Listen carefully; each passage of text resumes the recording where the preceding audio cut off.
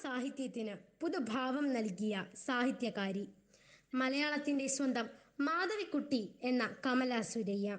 നൈസർഗികവും തീവ്രവും നിഷ്കളങ്കവുമായി കഥ പറഞ്ഞ പെണ്ണെഴുത്തുകാരി. കമലാദാസ് എന്ന പേരിൽ ഇന്ത്യൻ ഇംഗ്ലീഷ് കവികളിൽ പ്രമുഖ.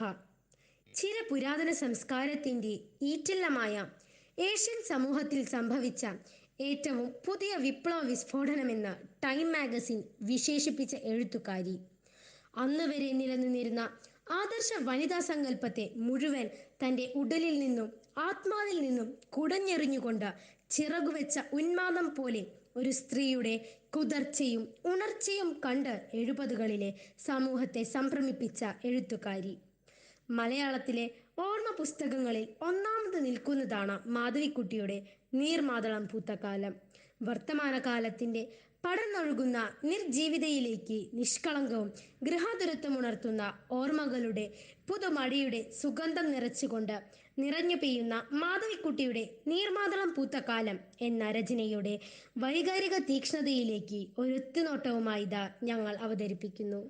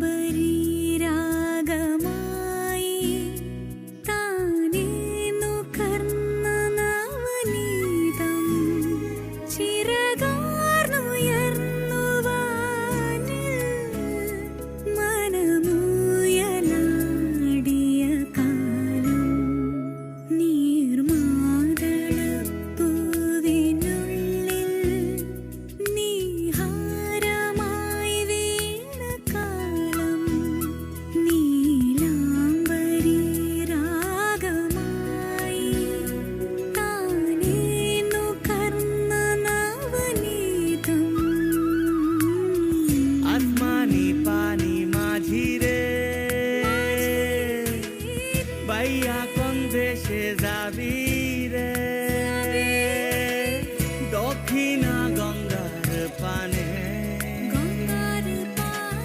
রঙ্গিলা রঙ্গে সাজিরে মাঝিরে মাঝিরে ഇലകളോടും പൂക്കളോടും പറയുവാനുണ്ടൊത്തിരി.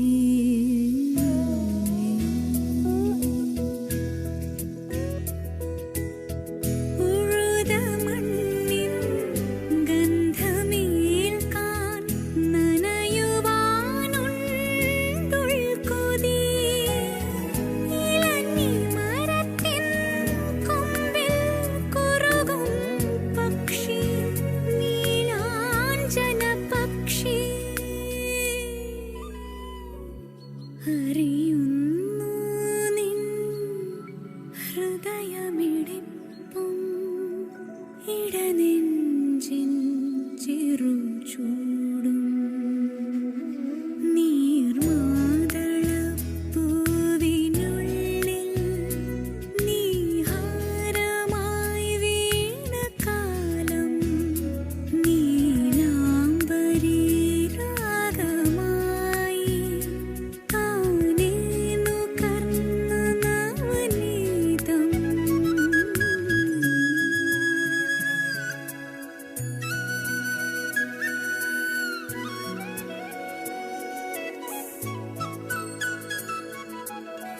ഒരു സ്വകാര്യം മൊഴിയുവാൻ അരികിൽ വന്നു പുലരികൾ. മുറുകി നിൽക്കും തന്തി തോറും വിരൽ തലോടി സന്ധ്യകൾ. എഴുതിയതാരോ കൺമഷി പോലെ സ്വപ്നം മിഴികളിൽ